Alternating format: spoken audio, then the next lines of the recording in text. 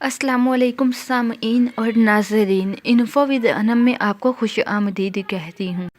مزید ناول سننے کے لیے، خواب کی تعبیر جاننے کے لیے اور بہت ساری دوسری معلومات کے لیے چینل کو سبسکرائب کر کے بیل آئیکن کو دبا دیجیے تاکہ آپ کوئی بھی ویڈیو ہماری سب سے پہلے حاصل کر سکیں۔ ویئرز، خواب میں ظلم کرنا کس بات کی طرف اشارہ کرتا ہے؟ آئیے جانتے ہیں۔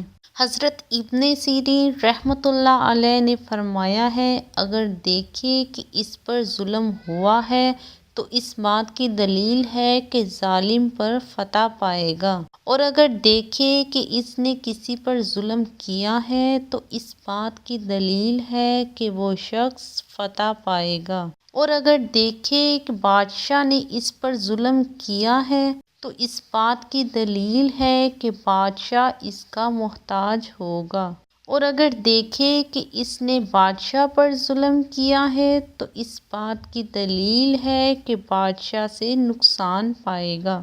حضرت اسماعیل اشعث رحمۃ اللہ علیہ نے فرمایا ہے کہ اگر سردار دیکھے کہ اس نے کسی عاجز پر ظلم کیا ہے تو اس بات کی دلیل ہے کہ وہ عاجز اس پر نفرین کرے گا، اور اگر آقا دیکھے کہ اس نے ظلم کیا ہے تو اس بات کی دلیل ہے کہ آقا سے اس کو مصیبت اور رنج اور بلا پہنچے گی۔